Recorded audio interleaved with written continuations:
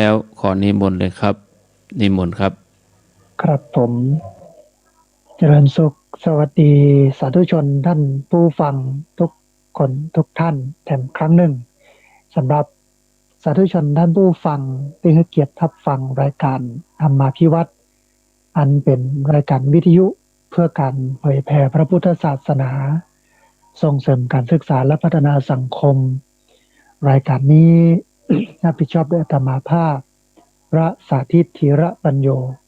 ผู้อำนวยการสถาบันธรรมาภิวัตน์สถาบันเพื่อเผยแผ่พระพุทธศาสนาส่งเสริมการศึกษาและพัฒนาสังคมตั้งอยู่ณที่พักสงฆ์สถาบันธรรมาภิวัตน์บ้านศพเตินตำบลศพปาดอำเภอแม่เมาะจังหวัดลำปางรายการนี้ออกอากาศทุกวันอังคารใน2 ช่วงเวลา คือตี 4ไปจนถึงตี 5แล้วก็ตี 5เกิงไปจนถึง7 โมงเมื่อเช้าในช่วงเวลาตี 5จนถึงตี 5เกิงนั้นก็พักย่างให้ท่านผู้ฟังทั้งหลายได้สวดมนต์เจริญภาวนากับครูบาอาจารย์รายการนี้ออกอากาศผ่านทางสถานีวิทยุในเครือข่ายสถานีวิทยุคลื่นสีขาวเพื่อชาวประชาหลายคลื่นหลายสถานีหลายจังหวัด ออกอากาศผ่านทาง Facebook Live ซึ่งเป็นไลฟ์สดของทางวัดไฟหินแล้วก็สถานีวิทยุวัดไฟหินบันทึกเทปเอาไปออกทาง YouTube ของอาตมาภาพพระสาธิตธีระปัญโยเอาไปออกทาง Facebook ของอาตมาภาพพระสาธิตธีระปัญโยแล้วก็เอาไปออกทางเพจ Facebook ของสถาบันธรรมพิวัตรซึ่ง3 ช่องทางสุดท้ายต่างหลังนี้ ท่านผู้ฟังสามารถไปติดตามรับฟังย้อนหลังไปก๊อปปี้ลิงก์ไปคัดลอกลิงก์ส่งหรือว่าแชร์เอาไปให้กับญาติธรรมทั้งหลายให้ได้ยินได้ฟังกันได้แถมตัวสำหรับเพจของสถาบันธรรมาภิวัตน์นั้นท่านผู้ฟังต้องเข้าไปพิมพ์ในGoogle บอกว่าสถาบันธรรมาภิวัตน์เมื่อเปิดเพจออกมาแล้วก็ไปกดนะถูกใจไปกดถูกใจ เพจสถาบันธรรมาภิวัตน์ทีนี้ก็ติดตามเพจนั้นได้ตัวนะฮะส่วน Facebook นั้นบอกค่อยฮับเปื้อนนะเพราะว่ามันเต็มมันมีน้อยแต่ว่าเพจ Facebook เนี่ยฮับคนได้บ่จำกัดฮับคนได้นักแล้วก็ไปที่ YouTube ท่านผู้ฟังนะพิมพ์ชื่อพระสาธิตธีระปัญโยเนาะไปที่ YouTube ก็ไปกดกระดิ่งนะที่ YouTube หรือว่าไปกดถูกใจที่ YouTube ก็จะมีธรรมะบรรยายนะหลายอันหลายอย่างตั้งแต่ต้นนะมาเรื่องนั้นมาเรื่องนี้มาจนถึงประเดี๋ยวนี้ก็สามารถไปติดตามรับฟังย้อนหลังกันไปก๊อปปี้ลิงก์คัดลอกลิงก์ส่งแชร์เอาไปให้กับญาติธรรมทั้งหลายให้ได้ยินได้ฟังกันได้เต็มตัวในช่วงนี้เป็นช่วงที่2ของรายการก่อนที่จะได้อู้เอ่ยเนื้อหาสาระ ซึ่งเป็นมงคล38ประการข้อที่33อริยาอริยสัจจาทัศนังนะอริยสัจจานะทัศนังการหันอริยสัจเนี่ยเดี๋ยวจะได้อู้เรื่องนี้ต่อไปนะฮะอันในช่วงออกพรรษาท่านผู้ฟังเห็นวัน 2 วันเนาะเป็นเวลาที่ท่านผู้ฟังทั้งหลายจะได้มาแสวงบุญนะแต่จะไปกินไปตานที่ไหนตั้งใดก็เรียนเชิญเจริญพร ได้ไปแอวแหวงหากับครูบาอาจารย์พระสงฆ์พระนักจัดรายการวิทยุได้ทุกที่ทุกทางเพราะว่าตอนนี้บางจังหวัดเปิดแล้วนะอย่างจังหวัดลำปางเนี่ยตอนนี้ท่านผู้ว่าราชการจังหวัดลำปางก็ประกาศเปิดลำปางอันในการเปิดประเทศเนี่ยก็คงจะเป็นวันที่1 พฤศจิกายนเห็นท่านนายกรัฐมนตรีประกาศอยู่ว่าวันที่ 1นี่จะเปิดนะบอกว่าพร้อมบ่พร้อมอย่างใดเนาะก็เปิดไปก่อนนะเพราะว่าโรคนี้มันก็คงหายได้ยากเหมือนที่อาตมาภาพบอกตะกี้ว่าเราจะอยู่กับมันอย่างไรคือเพียงแต่เราป้องกันตัวเก่าเนี่ยอันสวมแมสเนาะแล้วก็ใช้เจลล้างมือแอลกอฮอล์เนี่ยมันก็ปลอดภัยได้นักนะฮะแล้วก็โซเชียลดิสเทนซิ่งอยู่ห่างกัน2 เมตรเพื่อป้องกันโรคเนี่ยก็สามารถที่จะป้องกันได้นัก70-80%เลยทีเดียวมันมีวิธีการ นะที่จะอยู่กับมันที่จะอยู่กับโรคนี้ มันก็เหมือนกับโรคอุบัติใหม่อื่นๆน่ะสมัยตะเมินเมื่อ20-30 ปีก่อนนะท่านผู้ฟังโรคเอดส์เป็นโรคที่น่ากลัวที่สุดเพราะว่าผู้คนล้มตายกันไปนักไปหลายนะแต่ว่าพอมียาให้คนที่เป็นโรคเอดส์หรือโรค SIV เนี่ยมากินเนี่ยเมื่อเดี๋ยวนี้ตุ้ยปีดีงามสมบูรณ์แบบบางคนนี่บ่เหลือเชื้ออยู่ในตัวเลยนะฮะบามาน้องว่าบาล้มเป็นล้มตายกับโรคนี้นักขึ้นนะโรคนี้ก็เหมือนกันกับโควิด19เนี่ยที่มาใหม่เนี่ยมันก็เป็นโรคอุบัติใหม่ทางทั่วโลกเป็นกะค้นหาวิธีการในการรักษาตอนนี้ที่ดีที่สุดก็คือการฉีดวัคซีนนะที่จริงฉีดกันหลายเข็มเกิน 2 เข็ม3 เข็มมาแผ่ว3 เข็มแล้วเดี๋ยวนี้นะฮะภูมิที่มันบ่สูงก็สูงขึ้นอย่างนี้เนาะ อันที่ได้รับผลกระทบจากการฉีดก็มีอยู่นะฮะก็ต้องแสดงความเสียอกเสียใจตัวแฮมอันหนึ่งกับเรื่องน้ำท่วมที่กำลังเผชิญกันอยู่ตอนนี้นะภาคกลางกรุงเทพมหานคร ทางอยุธยาทางสระบุรีสิงห์บุรีอ่างทองนครปฐมพวกนี้ก็เริ่มเริ่มท่วมกันนะต้องอดทนท่านผู้ฟังเพราะว่าเดี๋ยวถ้ามันผ่านไป มันก็มาปีละเตื้อนะมาถึงช่วงฤดูกาลเนี้ยก็ต้องได้ประสบพบเจอแต่ว่าปีต่อไปเนี่ยเราก็มีประสบการณ์ในการปะมันละในการพบมันต้องยกบ้านให้สูงขึ้นการอย่างไกลหลายเรื่องนะฮะที่จะต้องทำกับการป้องกันอย่างที่อาตมาภาพบอกว่าการเสียสตางค์กับเรื่องของการป้องกันเนี่ยมันเสียน้อยกว่าเสียกับการแก้ไขนะถ้ามาเสียกับการแก้ไขเนี่ยมันจะเสียนักแต่ถ้ามาเสียกับการป้องกันมันจะเสียน้อยนะฮะส่วนพี่น้องทางภาคเหนือตอนนี้ก็เริ่มคลี่คลายเรื่องสถานการณ์น้ำท่วมลงแต่จะมีที่ตากหันน้ำท่วมกันนักอยู่นะฮะที่ตากนี่นะก็ตอนนักกันอยู่แต่ว่าที่อื่นๆเนี่ยก็เริ่มเข้าสู่หนาวแล้วอากาศเริ่มเย็นเริ่มหนาวลงแหมกำเนื่องจะ มาพบกับภัยหนาวภัยลมหนาวที่จะเข้ามาปะกันกับพี่น้องคนไทยเนาะเริ่มจากภาคเหนือก็ไล่ลงไปเรื่อยๆนะฮะส่วนภาคใต้นั้นมันก็อ่าไม่ได้มีหน้าหนาวมีแต่หน้าร้อนและหน้าฝนในช่วงฤดูหนาวนี่เปิ้นก็จะเป็นหน้าน้ำท่วมของเปิ้นนะน้ำทะเลขึ้นมาท่วมได้สัมผัส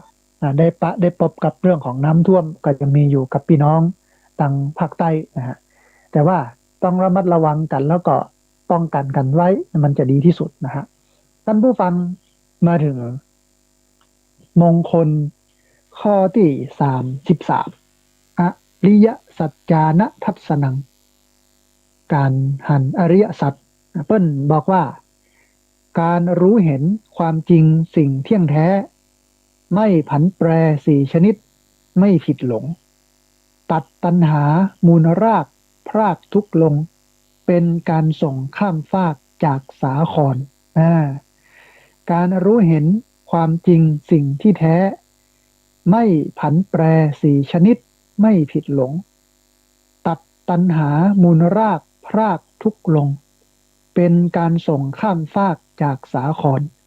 อริยสัจจานะทัศนังการหันอริยสัจอันที่จริงการภาวนาเนี่ยก็เพื่อให้การหันอริยสัจเนี่ยมันเกิดขึ้นการทำสมาธิภาวนาเนี่ยนะก็เพื่อให้การหันอริยสัจเนี่ยเกิดขึ้นเพื่อเป็นไปสำหรับการเห็นอริยสัจเกิดขึ้นนะวิธีการก็คือข้อสุดท้ายคือมรรคะเนี่ยเป็นวิธีการในการให้อริยสัจเนี่ย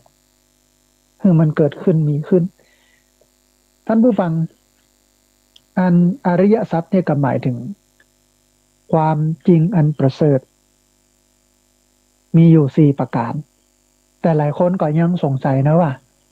ทุกข์เนี่ยมันเป็นปัญหานะแล้วมันประเสริฐบอกมันประเสริฐได้อย่างไรในเมื่อทุกข์มันเป็นปัญหา ในเมื่อทุกข์มันเป็นสิ่งที่ทุกคนไม่ต้องการแล้วมันจะประเสริฐได้อย่างไรที่ว่ามันประเสริฐเนี่ยก็เพราะว่าเมื่อเอาหูเอาหันมันแล้วเนี่ยเขาก็จะหมดทุกข์เขาก็จะเข้าใจทุกข์มันมีกู้กัน มีทุกข์มีสุขมีสว่าง มีมืดมีขาวมีดำมีสูงมีต่ำอย่างเงี้ยถ้าบ่มีทุกข์แล้วเขาจะปะสุขได้อย่างไรท่านผู้ฟัง เขาจะรู้ได้ว่ามันสุขอะเนาะมันก็ต้องผ่านทุกข์มาก่อนถึงนั้นพุทธศาสนานี่เป็นศาสนาแห่งความทุกข์นะมองทุกอย่างเป็นทุกข์นะโลกและชีวิตนี้เป็นทุกข์เพราะชีวิตนี่คือขันธ์ห้าหรอกนะขันธ์ห้านี้เป็นทุกข์แน่นอนนะฮะขันธ์ห้านี่เป็นของหนักแต่ทีนี้เมื่อเราเข้าถึงมันหันมันพอมันเข้าใจมันแล้วเนี่ยเขาก็จะบรรทุกต่อไปแล้วนะมันก็เหมือนกับว่า มีเหมือนไม่มีได้เหมือนไม่ได้ครอบครองเหมือนไม่ครอบครองไม่ประยุกต์สิ่งทั้งของเป็นของฉันตาทาตาคือมันเป็นเช่นนั้นเองมันจะเกิดขึ้นกะมันจะตั้งอยู่กะมันจะดับไปกะก็เรื่องของมันนี่เนาะ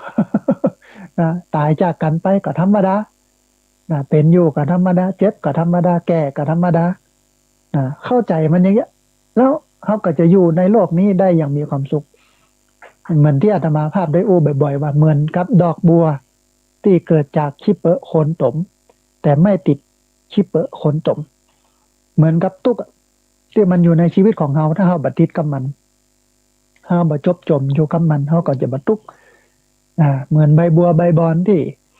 น้ำตกใส่มันก็บัดติดใบบัวใบบอนมันก็กิ้งพลอดพลดออกไปจากใบบัวใบบอนถ้าใจของเราเนี่ยได้อย่างใบบัวใบบอนเนี่ยทั้งสุขและทุกข์ซึ่งเป็นหยดน้ำที่มันหยดลงไปเนี่ยมันก็จะปฏิษทั้งสิ้นเพราะว่านิพพานเป็นบรมสุขเนี่ยมันอยู่เหนือสุขเหนือทุกข์มันเป็นกลางกลางมันเป็นธรรมดาถ้าเราปฏิบัติตามมรรคมีองค์แปดมันก็จะดำเนินตามอย่างที่อาตมาภาพปูนี้นะฮะทีนี้ท่านผู้ฟังอริยสัจสี่เนี่ยมันเริ่มต้นจากความทุกข์นะทุกข์นี่คือความบ่สบายกายบ่สบายใจความเป็นจริงของสัตว์โลกทุกผู้ทุกนามที่จะต้องมีทุกข์สามประการก็คือการเกิดการแก่แล้วก็การตายนะอันอย่างเจ้าชายสิทธัตถะออกผนวดเขาได้หูได้หันถึงประวัติศาสตร์พุทธประวัติว่านั้นนายฉันนะนายฉันทะปาพระพุทธเจ้าออกประพาสบ้านประพาสเมืองพุทธเจ้าก็ไปหันคนแก่ก็บอกว่าเฮาจะต้องแก่อย่างนั้นกะฉันทะแม่นละครับนี่เนาะแล้วก็คนเจ็บเฮาจะต้องเก็บอย่างนั้นกะนายฉันนะครับแม่นละครับนี่เนาะไปหันใส่คนตายอันนั้นอย่างน่ะคนตายเฮาก็จะต้องตายอย่างนี้ครับแม่นแล้วเนาะแล้วก็ไปหันใส่สมณะไปหันใส่นักบวชซึ่งตอนนั้นก็มีหลายนิกายคือผู้ที่แสวงหาความหลุดพ้นจากความเกิดแก่เจ็บตายเป็นอมตะธรรมเป็นเข้าใจว่าการออกบวชแสวงหาโมกขธรรมเป็นการพ้นจากทุกข์นะแต่พอกลับไปที่พระราชวังไปปะกับพระนางพิมพายโสธราคลอดลูกเป็นพระราหูเนาะหูแล้วการเกิดเนี่ย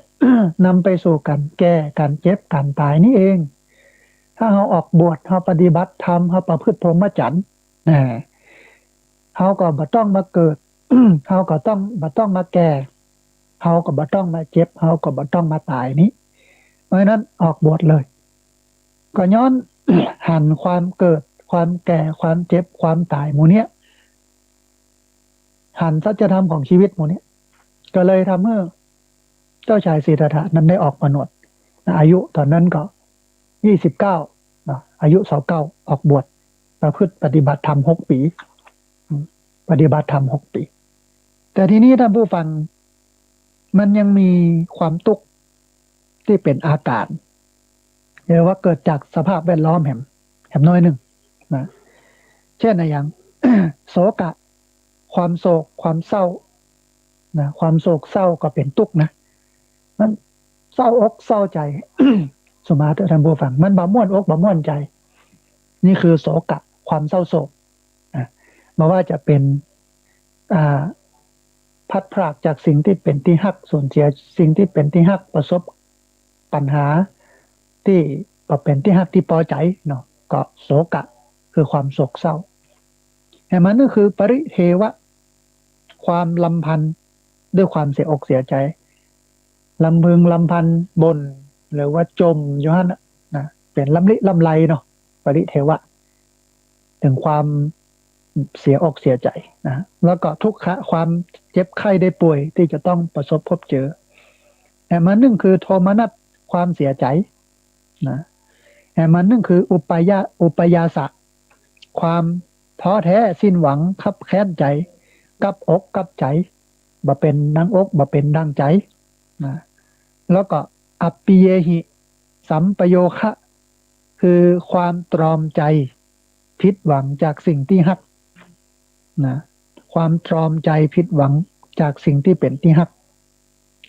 เห็นมันนั่นคือปิเยหิวิปโยคะความพัดพรากจากสิ่งที่ฮักที่พอใจแล้วก็สุดท้ายคือยัมปิฉังนลพัตติคือความหม่นหมองเมื่อปรารถนาสิ่งใดแล้วบ่ได้สิ่งนั้นนะอันที่ว่ามาทั้งหมดเนี่ยเป็นลักษณะเป็นอาการ เป็นบนห้องว่าเป็นอาการหรือว่าสภาพแวดล้อมของความทุกข์ถ้าอู้เป็นกลางๆคือทุกข์ก็คือสภาพที่มันเป็นปัญหาที่เราได้ประสบพบเจอทุกเรื่องทุกราวทั้งหลายทั้งปวงบอกว่าจะเป็นทุกข์ประจำสังขารเกิดแก่เจ็บตายทุกข์ที่เป็นสิ่งที่ไปยึดติดยึดมัน สิ่งเหล่านี้ท่านผู้ฟังถ้าเราพอกอยให้ดีเนี่ยมันอยู่ในการทำวัดสวดมนต์เช้าอยู่ในบทสวดทำวัดสวดมนต์เช้าแล้วก็ถ้าอู้เข้าไปลึกๆแคมคืออยู่ในบทธรรมจักรกับปวัตตนสูตรเป็นปฐมเทศนาเป็นพระธรรมเทศนากันแรกที่พระพุทธเจ้าแสดงให้กับปัญจวัคคีย์ทั้งห้าได้ฟังอยู่ในนี้หมดเลยนะพระพุทธเจ้าได้ตรัสไว้ในนี้หมดเลยเรื่องทุกข์ แต่ทีนี้ท่านผู้ฟัง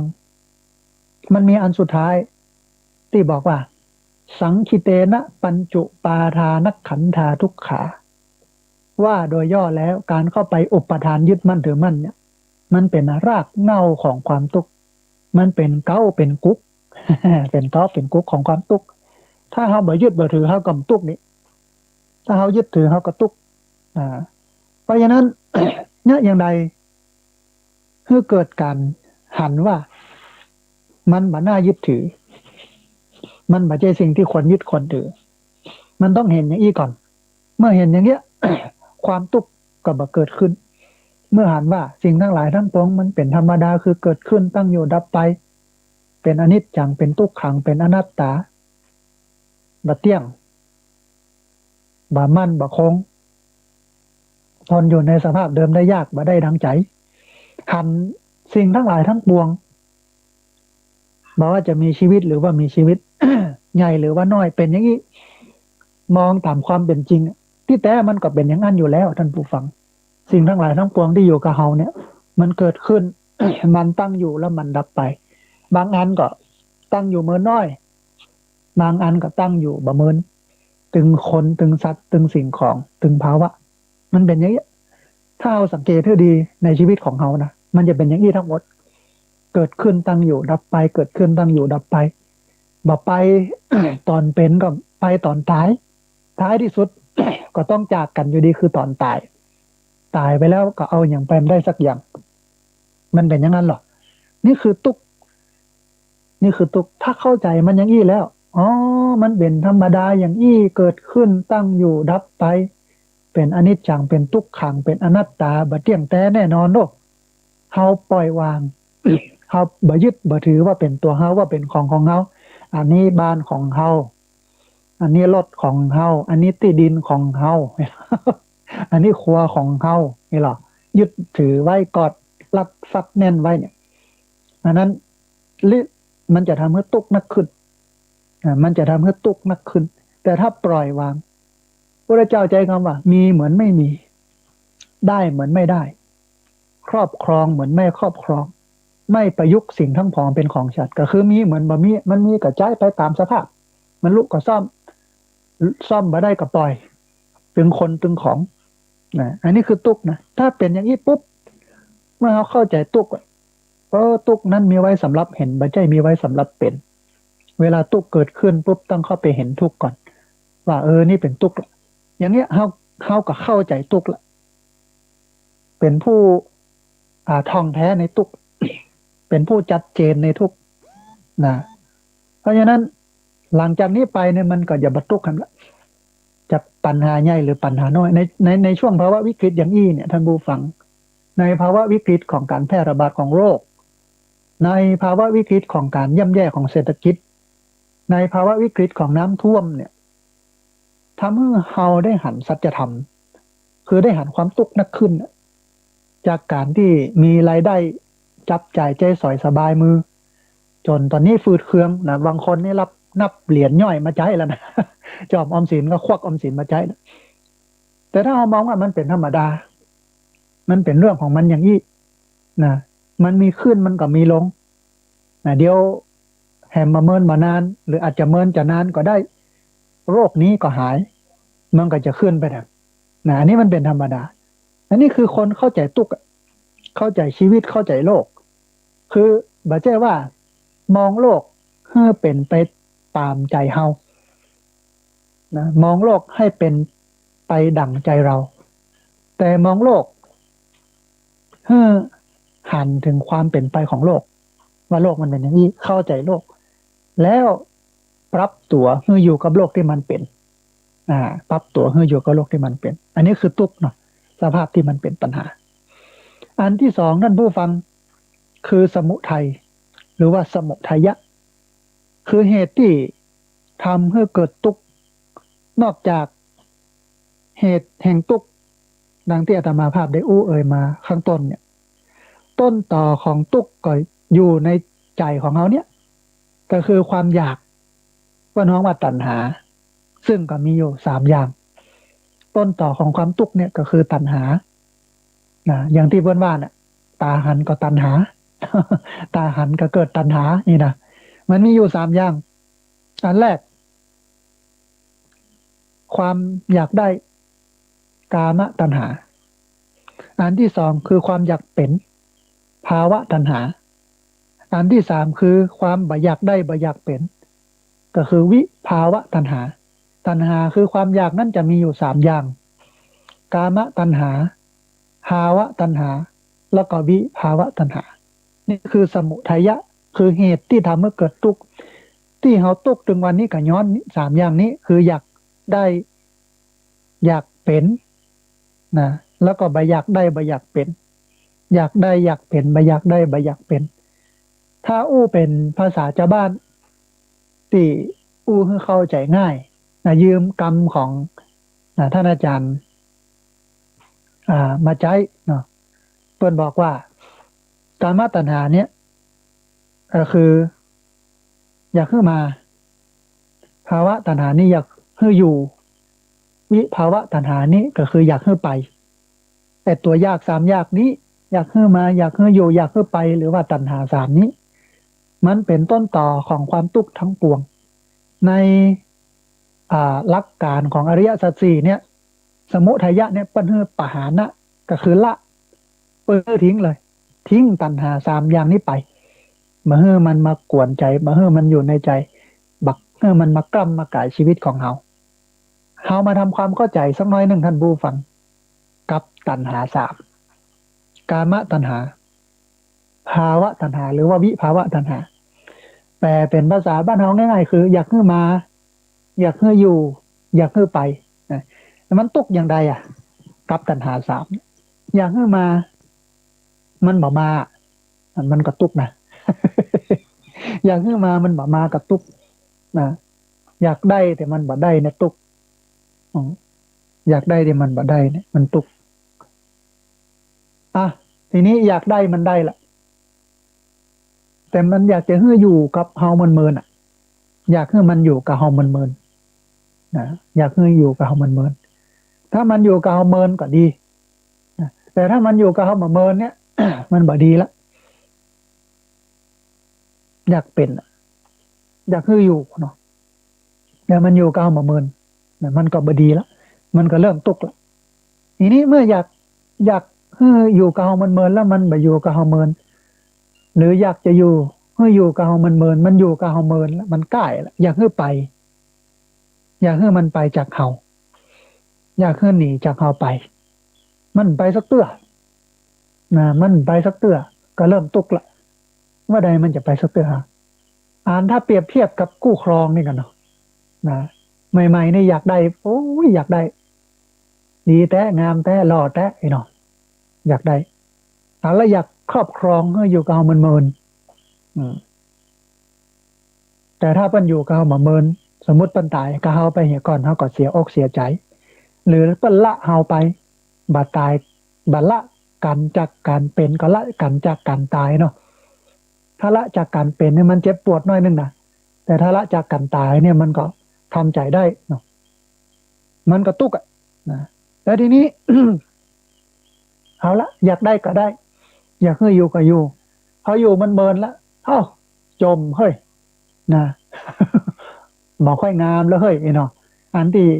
เคยตึงก็ย่อนละนะอันที่ขาวก็ดำก็ด้ากระด่างอยากให้ไปมันไปสักเตื้อไอ้เนาะกระตุกนะอันนี้คือตัณหาสามท่านผู้ฟังกามตัณหาภาวะตัณหาแล้วก็วิภาวะตัณหาอยากให้มาอยากให้อยู่อยากให้ไปอยากให้มามันบ่มาอยากให้ได้มันบ่ได้กระตุกละอยากให้อยู่มันเมินมันก็อยู่ก็บ่เมินมันกระตุกละอยากให้ไปมันบ่ไปสักเตื้อกระตุกละอันนี้คือสมุทัยะคือเหตุที่ทำให้เกิดทุกข์แต่ถ้าเรามองสิ่งทั้งหลายตามความเป็นจริงหันในสิ่งที่มันเป็นไม่ได้หันในสิ่งที่เราอยากให้มันเป็นนะเขาก็จะบรรทุกอยากให้มามันบ่มาก็เป็นยังอยากให้อยู่มันมาอยู่ก็เป็นยังอยากให้ไปมันบ่ไปก็เป็นยังมันเป็นอย่างเงี้ยเป็นตา มันเป็นอย่างนี้นะเขาก็จะทำความเข้าใจกับมันได้เขาก็จะละได้แต่ว่าสมุทัยะเนี่ยเป็นหื้อละตัณหาทั้งหลายทั้งปวงเนี่ยอยากขึ้นมาอยากขึ้นอยู่อยากขึ้นไปกามตัณหาภาวะตัณหาวิภาวะตัณหานี้เปิ้นหื้อละมันหื้อใดมาหื้อมันอยู่ในอกในใจของเราส่วนตุกนะเปิ้นมีไว้หื้อได้หันหื้อเข้าถึงหื้อหันหื้อหูว่านี่มันตุกนะสมุทัยะนี้เปิ้นหื้อละนะแต่มันนึ่งคือนิโรธท่านผู้ฟังคือความดับทุกข์ภาวะที่ตัณหามันหมดมันดับมันสิ้นไปความหลุดพ้นหรือว่าหมายถึงภาวะของนิพพานนั่นก็จะมาถึงเฮามันจะเข้าถึงเฮานิพพานนะแปลว่าอันอย่างท่านผู้ฟังนี้เข้าลงไม่มีออกนะวานะแปลว่าเป็นพระนะที่จริงมันเป็นนิวานะวานะ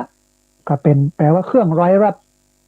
เครื่องร้อยรัดนิพพานก็คือบ่มีเครื่องร้อยรัดก็คือสังโยชน์บ่มีสังโยชน์อยู่ในอกในใจนะบ่มีเครื่องร้อยรัดอยู่ในใจเมื่อมันมีเครื่องร้อยรัดอยู่ในใจก็เข้าถึงนิพพานดับสิ้นหมดไปอย่างเงี้ยนะฮะ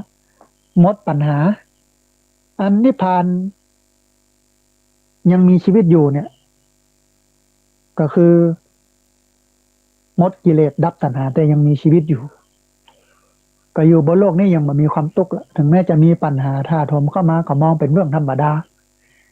แล้วก็นิพพานอันนึงคือดับนิพพานตัวแล้วก็ดับชีวิตไปตัวคือตายไปตัวอนุปาเทเทสนิพพานนะอนุปาเทสีสนิพพานนี่ก็คือดับชีวิตไปตัวแล้วก็ดับกิเลสไปตัวอันแรกเนี่ยคือดับกิเลสแต่ว่าชีวิตยังไม่ดับเตื้อโจรปุ๊บอายุ7-80กาเนาะดับชีวิตดับขันแล้วแต่กิเลสมันดับก่อนแล้วหรอพระอรหันต์เนี่ยอันนี้คือนิพพานท่านผู้ฟังเป็นที่หมายมั่นของเฮาทั้งหลายทั้งปวงในฐานะเป็นชาวพุทธอย่าไปลืมนะท่านผู้ฟังชาวพุทธเนี่ยมีนิพพานเป็นที่หมายเป็นจุดมุ่งหมายสูงสุดที่เราจะเข้าถึงนิพพานนี้นะอันหลวงพ่อพุทธทาสเปิ้นแบ่งว่านิพพานขนาดเล็กนี่หรอขณะใดที่เฮาบ่มีความยึดมั่นถือมั่นในตัวในตนของเฮาขณะนั้นก็เฮาก็เข้าถึงนิพพานขนาดเล็กละนะ